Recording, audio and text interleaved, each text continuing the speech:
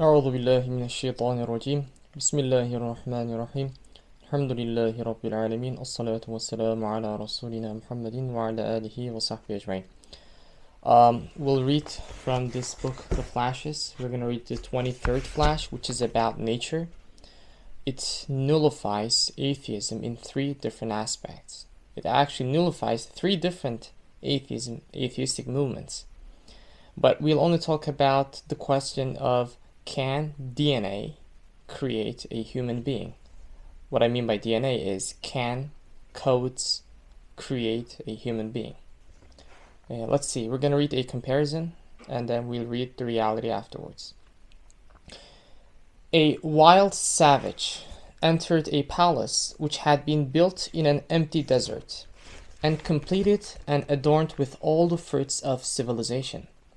He cast an eye over its interior and saw thousands of well-ordered and artistically fashioned objects. Because of his boorishness and lack of intelligence, he said, no one from outside had a hand in this. One of the objects from inside must have made this palace together with all of its contents, and started to investigate. So just because the palace is right in the middle of the desert, he imagines this palace to be done by something within the palace and didn't believe that a hand outside this palace could have made it. However, whatever he looked at, even his untaught intelligence could not fathom out how it had made those things. So he looked at the walls, the lamps, the paintings. None of them actually had the intelligence or the power or the will to make that palace. But later, he saw a notebook in which had been written the plan and program of the palace's construction, like the architect's project, an index of its contents and the rules of its administration. For sure, the notebook too, which was without hand, eye, or implement, like the rest of the objects in the palace, was completely lacking the ability to construct and decorate the palace. So the project, everything is written in it, but we all know that it doesn't have the hand, the power, or the knowledge to actually make that building. But since he saw that, in comparison with all the other things, the notebook was related to the whole palace by reason of its including all its theoretical laws. He was obliged to say. But why was he obliged to say that? Because he didn't believe in an outer interference. He didn't believe that somebody outside the palace could have actually made it. And as the palace was empty, what I mean empty is there weren't any people in it, he checked all the materials inside it, and none of them actually made sense to create the palace. But in the end, he saw the notebook, which every single detail of the palace was written. And he was obliged to say, there, it is this notebook that has organized, ordered, and adorned this palace, and has fashioned all these objects and set them in their places. He transformed his uncouth into ludicrous jabber. Thus, exactly like this comparison. So this was just a comparison.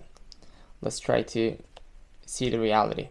A boor who subscribed to naturalistic thought, which denies God, entered the palace of the universe, which is infinitely more well-ordered, more perfect, and everywhere full of miraculous instances of wisdom than the palace in the comparison. So in reality, that palace is the universe, or it can be my own body. In a naturalistic thinking thought, an atheist, when he or she looks at the human body, what does it say?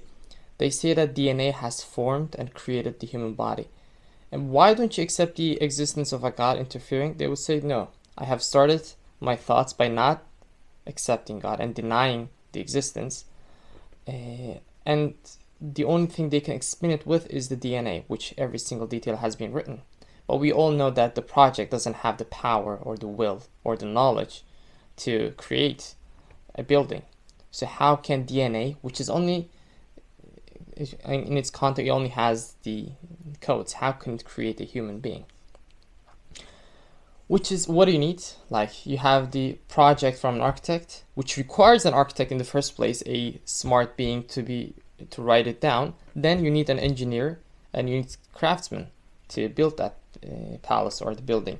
So the question is, first, who wrote these DNAs, like, which has 5 billion codes, much more complex than our IT computers codes?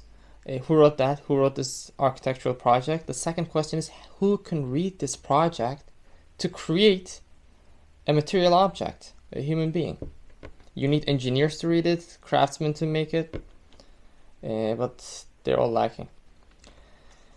Full of miraculous instances of wisdom than the palace in the comparison. Not thinking that it was the work of art of the necessarily existent one, not thinking that it's the work of Allah, God. Like in the comparison, the guy said, I don't accept any being outside this palace, and it's an empty desert. They could have interfered with it. Who is outside the sphere of contingency, and shunning that idea, he saw a collection of the laws of divine practice, an index of the medical art. So, natural laws, which are mistakenly and erroneously given the name nature. He said, these things require a cause, the whole universe, and nothing else appears to have the relationship with everything, like this notebook has. It is true that reason will in no way accept that this unseeing, unconscious, and powerless notebook could carry out this creation, which is the work of an absolute dominicality and requires infinite power.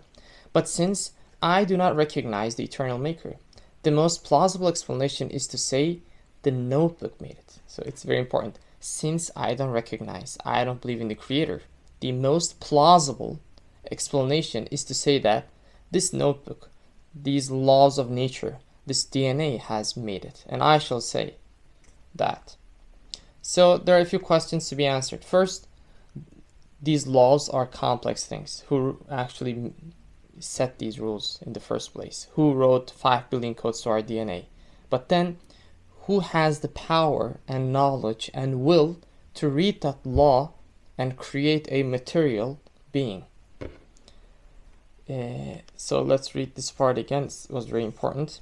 These things require a cause, and nothing else appears to have the relationship with everything, like this notebook has. It is true that reason will in no way accept that this unseeing, unconscious, and powerless notebook could carry out this creation, which is the work of an absolute dominicality and requires infinite power. But since I do not recognize the eternal maker, the most plausible explanation is to say the notebook made it and makes it, so I shall say that. سبحانك لا علم لنا إلا ما علمتنا إنك أنت العليم الحكيم.